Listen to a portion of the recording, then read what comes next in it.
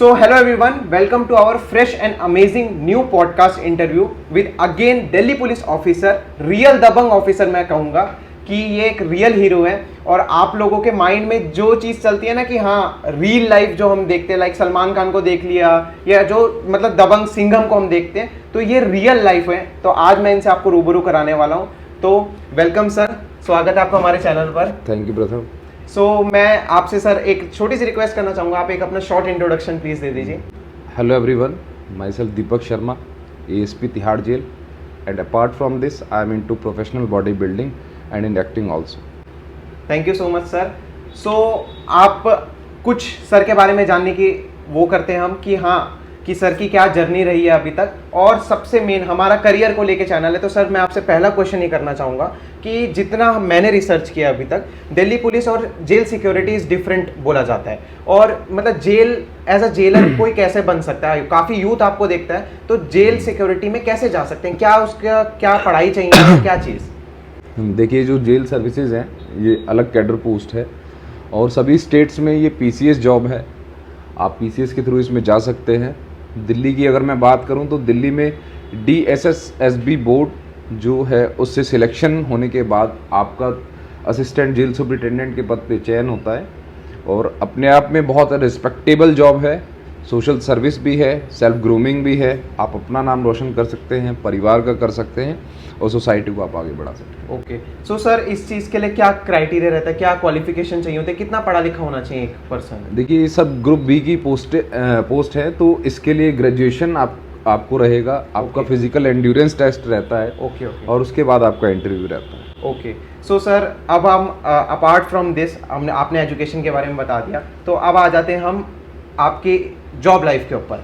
ये आपकी जॉब इतनी हैक्टिक बोलें अब इसको, या मतलब बहुत ही ज़्यादा मतलब इनसिक्योर बोलें, क्या बोल सकते हैं, वो आप ही बता सकते हैं इस जॉब के बारे में। तो सर जैसे एक होता है ना, घर पे पेरेंट्स होते हैं, मतलब फैमिली होती है, तो वो अपने बच्चे को लेके हमेशा इनसिक्योर रहते हैं कि यार जैसे माँ होती है कि मेरा लाल बिल्कुल मेरे पास सेफ रहे। आप तो डेली एक ऐसी जंग में जाते हो जहाँ पर बहुत इनसिक्योरनेस है, तो मतलब कैसे अपने पेरेंट्स को आप टैकल करते हो इस चीज़ में, या कैसे आपने अपनी फैमिली को इसमें रमाया? देखिए, जो प्रिजन जॉब है ये चैलेंजिंग है। हमें पूरा दिन क्रिमिनल्स को डील करना है, उन्हें फेस करना है। तो कहीं ना कहीं जो फैमिली है, फैमिली का डर ये वाजिब है, ज़रूरी है। लेकिन हम as per law, set of laws हम काम करते हैं, हमारे पास पूरा बैकअप रहता है। तो इस तरह की सिचुएशन, जैसे आपने प्रथम कहा, शुरू में जो शुरुआती दौर था मेरा सर्विस का, तब मेरे को लगता था कि हाँ ये चीज़ें कहीं ना कहीं हैं। लेकिन जिस तरीके से मैंने अपना ट्रांसफॉर्मेशन किया, खुद को बिल्ड किया, तो ये चीज़ अब मुझे ऐसा लगता है कि मुझे खुद को कम और इनमेट्स को ज़्यादा लगती होंगी। Okay okay okay. सो कितना अच्छा आंसर आप सबको मिल गया और आप लोगों को जस्ट क्वालिफिकेशन और इसके बारे में भी पता चल गया। तो सर जैसे मैंने फैमिली के बारे में आपने बताया कि हाँ ठीक है वो चीज़ हो जाती है, बट सर जैसे कि एक होता है ना, आप एक इतने फिट पुलिसमैन हैं अभी, बट एक हर एक इंसान का डर कहीं ना कहीं रहता है। और मैंने आपके कहीं पिछले इंटरव्यूज़ में भी सुना था कि आपको पानी और ऊंचाई से बहुत ज़्यादा डर लगता है। तो मतलब क्या ऐसा मतलब आपको देख के लगता नहीं है कि आप डरते होगे किसी चीज़ से? तो कहीं ना कहीं किसी ना किसी इंसान का कोई वीक पॉइंट भी होता ही है। हाँ, मुझे लगता है ऐसा। वो फियर जब तक हम ओवरकम नहीं करते, वो सिचुएशन हमारे सामने नहीं आती, तो तब तक एक वो डर जैसी सिचुएशन रहती है। आपने बिल्कुल ठीक कहा, मेरे साथ भी ये चीज़ें थी। जब मैं इंडियाज़ अल्टीमेट वॉरियर शो में गया, तो हमारे बॉलीवुड एक्टर मिस्टर अक्षय कुमार ने मेरे को टास्क दिया ऊपर से कूदने का।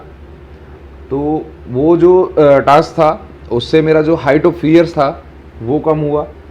अगला टास्क मेरे को हमारे बॉलीवुड के दूसरे एक्टर विद्युत जामवाल जी ने दिया, पानी में गिरने का, वो भी पीठ के बल। तो वो सब करने के बाद मुझे लगा कि हाँ चीज़ें हैं, मैनेजेबल हैं। अगर आपकी विल पावर स्ट्रांग है, आप खुद पर भरोसा रखते हैं, तो चीज़ें हो जाती हैं। सो मीन्स जंग में उतरना पड़ेगा, चाहे वो पढ़ाई हो, चाहे वो जॉब हो, चाहे किसी भी चीज़ को लेकर उतरना पड़ेगा। जब तक आप उसे फेस नहीं करेंगे वो डर बना रहेगा, और जब आप उसको फेस कर लेते हैं तो वो ओवरकम हो जाता है। Okay okay. सो सर जैसे कि अब आप तिहाड़ जेल में हैं, सो मतलब डेली इतना हेक्टिक जॉब शेड्यूल वो करना मेन होता है। टाइम मैनेजमेंट हम आपसे बहुत अच्छा सीख सकते हैं, आप फिटनेस को लेकर भी इतना ज़्यादा हैं, तो मतलब how you manage your time, मतलब कैसे आज का यूथ भी टाइम मैनेज करे, क्योंकि टाइम मैनेजमेंट बहुत ज़्यादा बड़ी प्रॉब्लम बन गया है कि जैसे एक स्टूडेंट लाइफ में भी पढ़ाई करें कि फिटनेस को ध्यान दें, क्योंकि mental and physical fitness both are important. तो सर आप कैसे मेंटेन करते हैं इसको? देखिए, मैं अगर अपनी निजी जर्नी की बात करूं तो ग्रेजुएशन करने तक जिम जैसी चीज़ों से मेरा दूर दूर तक कोई लेना देना नहीं था। इवन जॉब में आने के बाद भी 2-3 साल मैंने पहले डिपार्टमेंट को समझा, काम को सीखा। वो सब करने के बाद 2013-14 के टाइम पर 2009 में मेरा सिलेक्शन हुआ। फिर मैंने जिम जाना शुरू किया, चीज़ें रिलेटेबल की, रियल लाइफ को रियल लाइफ में लेकर आया। तो मैं बस इतना कहना चाहूँगा कि जो भी है इंडिविजुअल्स इसको देख रहे हैं वो अपनी विल पावर स्ट्रॉन्ग करें, थोड़ा सा डिसिप्लिन रहने की वो कोशिश करें। अपने दिन को, जो हमारा यूजुअली हम देखते हैं सिटीज़ के अंदर हमारी नाइट लाइफ का कल्चर थोड़ा ज़्यादा है, उसको थोड़ा सा आगे पुश करें। अपने दिन की शुरुआत सुबह 6 बजे से करें, रात को 12 बजे तक, ये काफ़ी समय है, आप इसमें सारी चीज़ें आप मैनेज कर सकते हैं। तो ऐसा कुछ नहीं है, हमारे देश के जो पीएम साहब हैं, हमारे सीएम साहब हैं, या एक्टर्स हैं, या जो भी बिजनेस एंटरप्रेन्योर्स हैं, सबके पास 24 घंटे हैं, सब अपनी लाइफ को अच्छे से कर रहे हैं। तो कहीं ना कहीं उन सभी लोगों से प्रेरणा लें, अपने जीवन में उतारें और थोड़ा सा अपने इसको टाइम शेड्यूल को पुश करें। एंटरटेनमेंट को, फ़ोन को, जैसे मैं आजकल देखता हूँ, अभी मैं पीछे एक डाटा भी रीड कर रहा था, एक जो टीनेजर है तकरीबन 2 से ढाई घंटा डेली से फ़ोन को स्क्रॉल अप करता है। तो इन चीज़ों को थोड़ा सा अवॉइड करें, ये 2-2.5 घंटे अपनी स्टडीज़ में लगाएं, करियर बनाएं और आगे बढ़ें। सो जैसा कि आप देख सकते हो कितनी अच्छी टिप आपको सर से मिल चुकी है, स्पेशली यंग यूथ जो है, नाइट लाइफ सर आजकल बहुत ज़्यादा बढ़ गई है इसमें, और फ़ोन स्क्रॉल करना, और ये बहुत ज़्यादा, देखो इन्फॉर्मेशन लेना इज़ डिफरेंट और अपना टाइम पास करना इज़ डिफरेंट। सो सर जैसे कि आप फिटनेस भी अपना मैनेज करते हो हर एक चीज़, जैसे अगर मैं पर्सनली भी आपसे ये लेना चाहूँ टिप, और आज का यूथ आप जैसी बॉडी बनाना चाहते हैं हर कोई, तो मतलब क्या राज है इसके पीछे? सालों की मेहनत है या जल्दी से डब्बा खा के बन जाती है?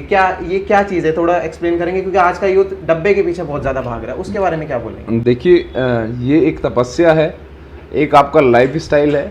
आप जिम ज्वाइन करें और अच्छी मेहनत आप करें। अगर आप ये सोच रहे हैं कि आप एक बेहतर फिजिक 1 साल 2 साल में आप हासिल कर पाएंगे, तो ऐसा नहीं है।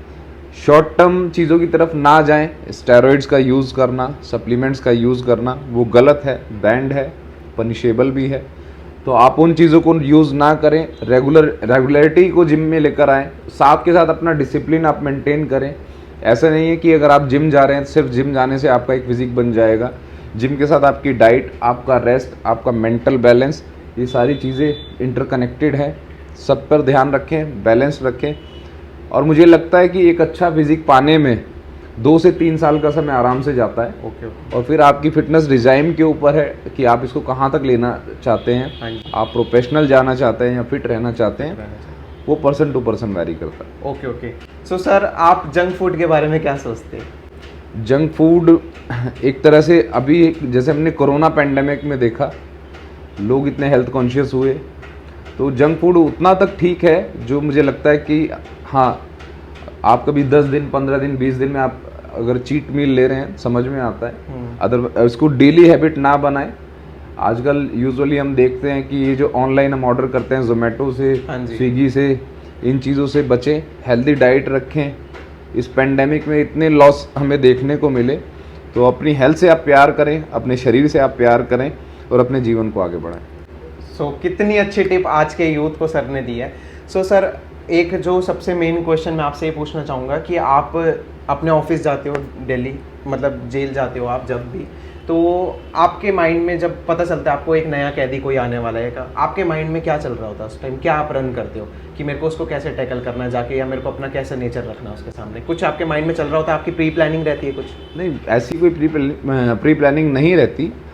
और जेल में डेली कम से कम 100 के आसपास इनमेट्स डेली आते हैं, इतने रिलीज़ भी होते हैं।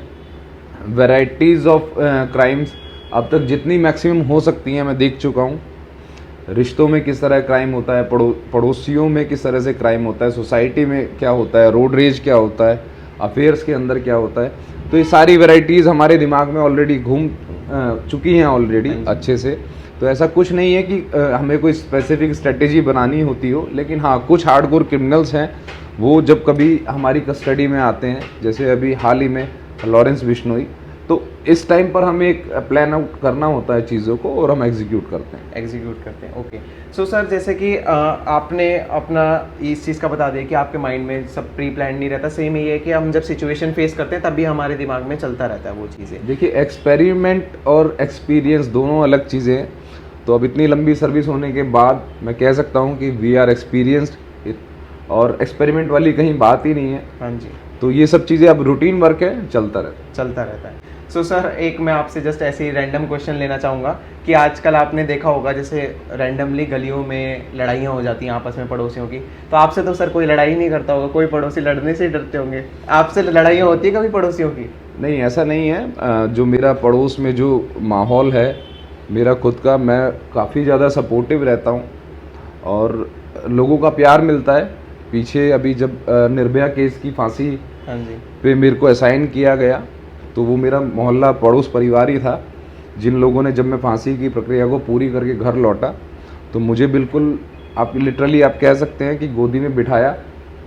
तो बहुत अच्छा माहौल है। जो पड़ोसी हैं, सोसाइटी मेरी है, बिल्कुल एक परिवार की तरह है। मैं उनके सुख दुख में शामिल होता हूँ, वो लोग मेरे पास आते हैं। हाँ जी। और ओके। सो सर जैसे कि हम जो नॉर्मल आम जनता है, हमारे सामने अगर कोई क्रिमिनल आए, चाहे रेपिस्ट आए, चाहे मर्डरर आए, हमारा उस पर गुस्सा फूट जाएगा।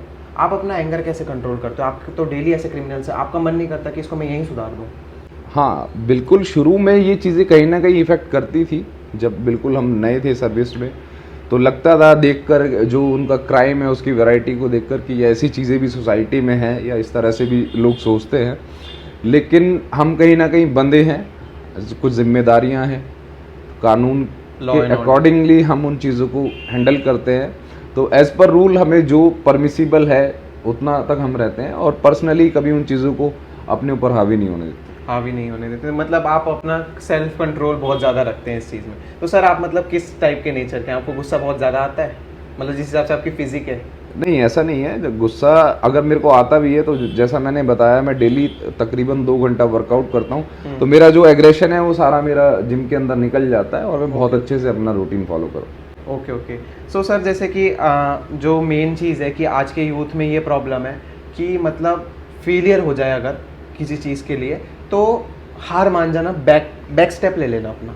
ओके। सो आप भी एक जॉब के अंदर हैं, आप लोगों से भी गलतियाँ होती होंगी, बहुत बाय चांस हो जाती होंगी।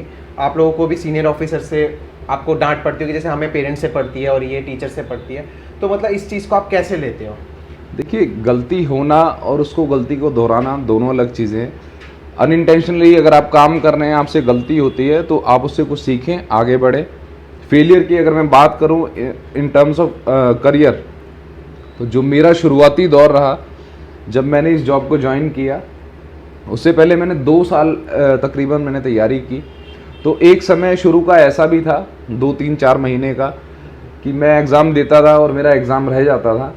लेकिन फिर मेरे जो बड़े ब्रदर हैं, वो टीचर हैं, कहीं ना कहीं मेरे मेंटर हैं, उन्होंने मुझे पुश किया। और एक मेरे टीचर थे मिस्टर देवेंद्र, उन्होंने भी कहा कि नहीं, अभी आपको सफलता मिल रही है, आप लगे रहो। मैं रेगुलर तैयारी में करता रहा। फिर मैंने एग्ज़ाम बीच में नहीं दिए।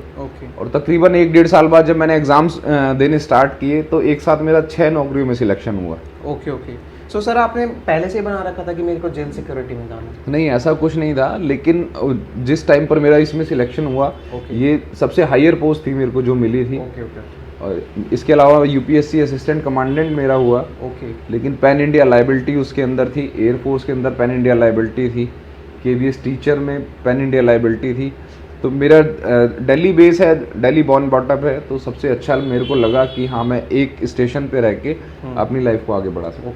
सर सो जैसे कि आप डेली जेल में बहुत सारी एक्टिविटीज़ देखते हो, तो कभी कभी इमोशनल भी हो जाते हो? मतलब लगता है आपको खून वून देखकर, या आप नॉर्मल हो चुका है आपके लिए? नहीं, खून देखकर ऐसा सच कभी नहीं लगता। हाँ, इंसिडेंट होते हैं, जेल में मारपीट हो जाती है। हाँ जी। तो वो काम है, उसको जितना मेरी लाइफ को इफेक्ट करना चाहिए सिर्फ उतने तक रखते हैं और हम स्टेबल रहते हैं। ओके। एंड सर जैसे कि हमें इसमें दिखाया जाता है टीवी फिल्मों में कि अंदर बहुत सारे काम होते हैं, धागे से कोई कुछ बना रहा है, ये वो काम करवाया जाता है, तो क्या ये रियलिटी है, काम करवाया जाता है अंदर? एग्जैक्टली तिहाड़ जेल एशिया का बिगेस्ट प्रिजन है और अभी रैंकिंग की अगर हम बात करें तो नंबर 1 प्रिजन है, जिसमें हम इस तरह की दर्जनों एक्टिविटीज़ कराते हैं Okay. जिससे कि जो भी इनमेट है अपनी इनकारनेशन कंप्लीट करने के बाद अगर वो बाहर जाता है तो सोसाइटी में वो शामिल हो सके, लोग उसे एक्सेप्ट कर सकें। तो इस तरह की रिहेबिलिटेशन एक्टिविटीज़, आपका बेकरी सिस्टम हमारे पास है, हम पर्दे हम लोग बनाते हैं, ओके कंबल हम लोग बनाते हैं और स्कूल के डेस्क और ये जो फाइल्स हैं आप देख हाँ रहे हैं, इस तरह की दर्जनों एक्टिविटीज़ हैं जो जिनको हम कराते भी हैं जिससे कि वो बिजी भी रहें, हाँ जी, इसका उनको वेजेस भी मिलता है और जो बाहर जाते हैं तो वो कहीं ना कहीं अपनी लाइफ को आगे बढ़ाते हैं। इजीली मिल जाते हैं। तो सर जैसे कि इतना बड़ा क्रिमिनल आया, कोई बाहर मर्डर करके, वो काम कर लेता है आसानी से? जी, जो हैबिचुअल ऑफेंडर्स हैं या जो नोटोरियस गैंगस्टर्स हैं, हाँ जी, उन लोगों को हम इन एक्टिविटीज़ में शामिल नहीं करते ओके और वो खुद भी शामिल नहीं होना चाहते। द रीज़न इज़ दैट कहीं ना कहीं उनकी राइवलरी होती है और जो फर्स्ट टाइम ऑफेंडर्स हैं या सरकमस्टांशियल आ जाते हैं, बिट ऑफ एग्रेशन में आ जाते हैं, रोड रेजेस जैसे केसेस में आते हैं, उन लोगों को हम इन एक्टिविटीज़ में शामिल करते हैं। Okay okay. सो सर जैसे ये रहता है कि काम करवाया जाता है, उनको वेजेस दी जाती हैं, तो मतलब अंदर अपना खर्चा खुद ही चलाना पड़ता है सब कुछ? नहीं, ऐसा नहीं है। देखिए, जो बेसिक एमिनिटीज़ हैं वो भारत सरकार की जिम्मेदारी है, वो जो स्टेट है उसके लिए पूरा बजट होता है, तो उनको खाना पीना रहना सोना वो चीज़ें फ्री ऑफ कॉस्ट होती हैं। उसके अलावा वो थोड़ा सा अगर देखता है कि हाँ उसको कैंटीन से कुछ परचेज करना है एक्स्ट्रा, तो उसके लिए उसको पैसा खर्च करना होता है। सो सर आप जैसे जेल सिक्योरिटी के अंदर हैं तो काफ़ी यंगस्टर्स भी आते होंगे, तो क्या लगता है सर उनको देखकर आपको? 20 साल का लड़का, 18 साल का लड़का आ गया, आपको उनको देखकर क्या थिंकिंग रहती है? देखिए, जो यंगस्टर्स हैं वो इस तरह की जो एक्टिविटीज़ करते हैं तो उन्हें देखकर कहीं ना कहीं लगता है कि शायद लैप्स हम लोगों के अंदर कहीं है। इस इतनी छोटी एज में जहाँ उन्हें करियर बिल्डिंग करनी थी वो क्राइम की तरफ गए, तो कहीं ना कहीं हमारी सोसाइटी, शायद उनका परिवार या हमारी सरकार या हम जैसे लोग कहीं ना कहीं जिम्मेदार हैं। हाँ जी, तो मुझे लगता है कि इस तरह का मैकेनिज़्म होना चाहिए कि लोग इन एक्टिविटीज़ में ना जा पाए। जो यंग जनरेशन है, गवर्नमेंट इस तरह के प्रोग्राम्स चलाए, सोसाइटी भी जिम्मेदारी ले, हम लोग जिम्मेदारी लें, हाँ जी। आप लोग जिम्मेदारी लें। उनका जो इंक्लिनेशन है क्राइम की तरफ कम रहे, वो कम मतलब रहे, 0% ही हो जाए। एग्जैक्टली। ओके। सो सर जैसे कि मतलब आपको इसमें क्या लगता है, क्या पेरेंट्स की गाइडेंस में कमी है, टीचर्स में, स्कूल में कमी है, किसके अंदर कमी है, या बच्चे के अंदर ही कमी है? देखिए, ये कलेक्टिव है और ये पर्सन टू पर्सन वेरी करता है। कुछ केसेस में फैमिली है, फैमिली उनको सपोर्ट नहीं करती, फैमिली उन पर ध्यान नहीं देती, तो वो क्राइम की तरफ चले जाते हैं। हाँ जी, कुछ केसेस में जो सोसाइटी है, फ्रेंड सर्कल है, वो इस तरह का नज़र आता हाँ है जी। कि वो उनको क्राइम की तरफ ले जाता हाँ है। जी। तो इंडिविजुअल हम किसी को पॉइंट आउट नहीं कर सकते, ये सभी की एक जिम्मेदारी है। सो सर आप जैसे, मैं अगर आपको एक कॉमन रेयर क्वेश्चन लेना चाहूँ, आपको क्या मेंटेलिटी लगती है क्रिमिनल्स की? एग्रेशन है, क्या फ्रस्ट्रेशन है, किस उसमें ज़्यादा रहते हैं वो लोग, मतलब क्या नेचर रहता है उनका? देखिए, ये मैंने आपको बताया, ये दोनों केसेस में अलग है। जो हैबिचुअल ऑफेंडर्स हैं हाँ जी, उनका तो मोडस ऑपरेंडी क्राइम करना है, उनको करना ही है, वो नोटोरियस हैं। और जो बाकी के जो फर्स्ट टाइम ऑफेंडर्स हैं वो उनके वेरियस सर्कमस्टांसेस हैं, तो हम इंडिविजुअल नहीं, रोड साइड आप केसेस में देखेंगे, रोड रेज में वहाँ एग्रेशन होता है, एग्रेशन, फ्रस्ट्रेशन आपको नज़र आएगा। यस, और कुछ केसेस में आपस में जैसे मारपीट हम देखते हैं, हाँ जी। वहाँ बिट ऑफ एग्रेशन के अंदर ये चीज़ें हो जाती हैं। सो सर कुछ जो होते हैं, जैसे अभी एक पंजाब में उसका इंटरव्यू जो हुआ था, वो लीक हुआ था जब, तो उन्होंने बोला कि मैं सुधरना ही नहीं चाहता, तो ऐसा क्यों होता है इनका कि हम सुधरना ही नहीं चाहते? देखिए, जिस एज में करियर बनाना था उस लड़के को, हाँ जी, उस एज में वो ग्रेजुएशन के तुरंत बाद वो जेल गया। हाँ, काफ़ी यंग था सर वो। तकरीबन 9 साल की कस्टडी है उसकी। यस, तो वो बाहर की चीज़ें वो देख ही नहीं पाया कि दुनिया कितनी खूबसूरत है। हाँ जी, 4 लोग उसे भाई जी करके बोल रहे हैं, उसने अपनी दुनिया को वहीं समझा कि शायद मैं इसी में बेस्ट कर रहा हूँ और इसी में मैं आगे बढ़ पाऊँ। तो इस तरह की चीज़ें हैं जिस वजह से मेरे को लगता है कि शायद कहीं ना कहीं हाँ वो मेंटली उसको। और ये सर आजकल आपको लगता है कि गलत इन्फ्लुएंस बहुत बढ़ गया सोशल मीडिया के थ्रू? हाँ बिल्कुल, एग्जैक्टली। सोशल मीडिया की कहीं ना कहीं जिम्मेदारी है, रेगुलेटरी इस पर बननी चाहिए। हम देखते हैं कि कुछ वीडियोज़ में गन्स फ्लॉन्ट करते हैं, यस ये चीज़ें बंद होनी चाहिए। इस तरह के जो म्यूज़िक हैं ये बंद होने चाहिए। यस कुछ रील्स हम देखते हैं कि कोई एक सिंगल पसली लड़का जिसके आगे पीछे भी कुछ नहीं है, 4-6 बाउंसर लेकर चलना, हाँ ये एक कल्चर हो गया। मुझे समझ नहीं आता कि इन चीज़ों का रिजल्ट क्या निकलना है। यस, इनसे मिलना कुछ भी नहीं है। एग्जैक्टली मेरे को नहीं लगता, उनको लगता है कि हाँ मेरे साथ 4 काले कपड़े में बाउंसर हैं, हाँ। तो मैं बहुत अच्छा लग रहा हूँ, हाँ। या मैं बहुत बड़ा काम कर रहा हूँ। हाँ जी। तो इन सब चीज़ों को, इन हवाबाजी से दूर रहें और शायद अपने करियर की तरफ आप ज़्यादा फोकस रहेंगे तो बेहतर होगा। सो सर, एट लास्ट आप यूथ के लिए क्या मैसेज देना चाहेंगे, जो यंगस्टर्स आपको देख रहे हैं आज? मैं अपने यूथ को यही कहना चाहूँगा, इवन इससे पहले मैं बताना चाहूँगा कि अभी जैसे मैं अपनी फैमिली की बात करूँ, हाँ जी। मेरी बड़ी सिस्टर हैं, उनका बेटा वो भी मेरे को देख के कहीं ना कहीं इन्फ्लुएंस था कि हाँ मेरे को मामा जैसी बॉडी करनी है, सब कुछ करना है। पढ़ने में बहुत अच्छा है, स्टूडियस है, तो मैंने उसको थोड़ा सा पुश किया कि मैंने कहा बेटा ठीक है, आपको बॉडी बनानी है, आप बना लोगे, लेकिन पहले आप अपना करियर देखो। तो उसने बीटेक की, बीटेक करने के बाद उसने गवर्नमेंट जॉब की तरफ आया मेरे कहने पर, और उसने 2 साल तैयारी की। उसका अभी एसएससी ग्रेजुएट लेवल उसका एग्ज़ाम क्लियर हुआ है, आगे भी वो तैयारी कर रहा है। तो मैं यही कहना चाहूँगा कि ये जो आपका एज ग्रुप है 18, 19, 20, 21 साल, इस एज में सबसे पहले आप अपने करियर की तरफ देखें। अगर आप फिटनेस की तरफ जाना चाहते हैं तो, और उसको आप अपना करियर बना रहे हैं, तो बहुत अच्छी बात है। अदरवाइज़ मैं तो यही कहूँगा आप अपने एकेडमिक्स को अच्छा करें, गवर्नमेंट जॉब की तरफ आप देखें। पेंडेमिक में भी हमने देखा सारी जॉब्स के अंदर हर किसी को निकाला गया, सब लोग घर बैठ गए। एक गवर्नमेंट जॉब एक ऐसी थी जहां आपको मंथली सैलरी जिस तरीके से आनी है उस तरीके से वो आ भी रही थी। यस। तो इसी तरीके से आप अपने करियर को आप आगे बढ़ाएं।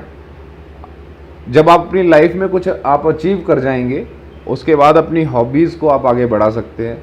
मैंने अपना जिम 26 की एज में आके शुरू किया, उससे पहले मैं दुबला पतला लड़का था। ओके।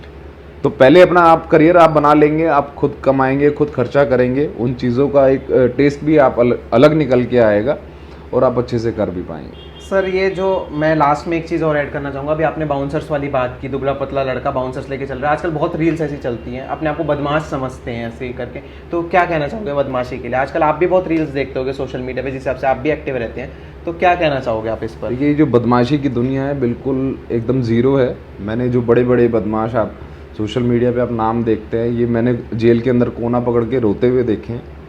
तो ऐसा कुछ नहीं है, ये शुरू में लगता है साल 6 महीने 2 महीने 4 लोग आपको भाई जी करके आपसे बात करते हैं, तो लगता है कि हाँ यार मैंने कुछ किया।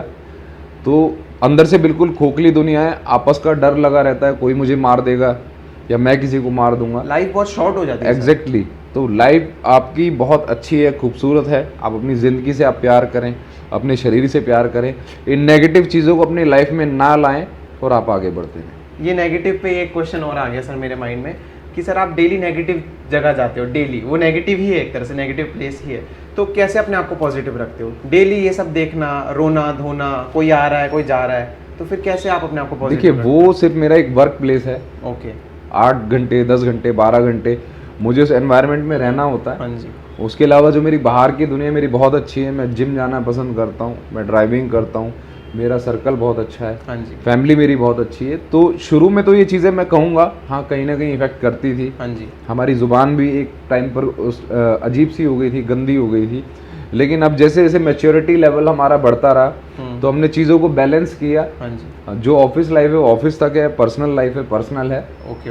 तो अब चीज़ें बैलेंस्ड रहती हैं। ओके सर, एट लास्ट आप हमारे चैनल के लिए अगर 2 शब्द कुछ बोलना चाहें, 2 लाइन।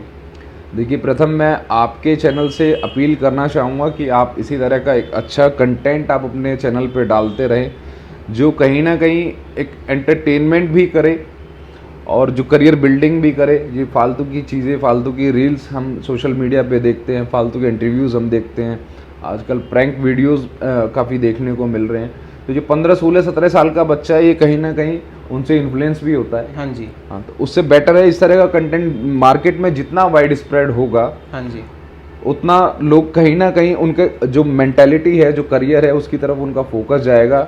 और मुझे ये लगता है कि अगर आपके 10,000 सब्सक्राइबर भी हैं, हाँ जी, और आपके चैनल के माध्यम से वो देखकर उसमें से 100 लोग भी अपना करियर बना जाते हैं, हाँ जी, तो शायद ये आपकी बहुत बड़ी जीत होगी। हाँ जी। तो मैं शुभकामनाएं देता हूँ, आप इसी तरीके से अपने चैनल को आगे बढ़ाते रहें, अच्छा काम करते रहें और खुद भी खुश रहें। Thank you so much sir. Sir ने इतने बिजी शेड्यूल में से हम सब यूथ के लिए इतना अच्छा टाइम निकाला। Thank you so much sir, Thank इतना you, अच्छा brother. टाइम देने के लिए। God thank you bless so you. Much. Sir आपके हिसाब से मतलब मैं आपके पास एक यंगेस्ट पर्सन आया हूँगा इंटरव्यू लेने, इससे पहले कभी मुझसे छोटे एज के पर्सन ने कभी लिया आपका इंटरव्यू, कभी किया ऐसा? नहीं, देखिए, प्रथम मुझे बहुत खुशी है, आप इतनी कम एज में 20-21 साल की एज में आपने एक ज़िम्मा उठाया। आपके चैनल का बहुत प्यारा नाम है प्रथम परिवर्तन, और आपका काम देखकर भी मुझे लगा कि आप कहीं ना कहीं एक परिवर्तन की दृष्टि से आप आगे बढ़ रहे हैं। तो मैं उम्मीद करता हूं आप अपने इस काम को इसी तरह आप आगे बढ़ाते रहेंगे, सोसाइटी में आप परिवर्तन लाएंगे। इस एज ग्रुप में जिस तरह से आप आगे बढ़ रहे हैं, पॉजिटिव चीज़ों को आप सोसाइटी में ला रहे हैं, एक बहुत अच्छा इनिशिएटिव है आपका। गॉड ब्लेस यू, आप आगे बढ़ें, तरक्की करें।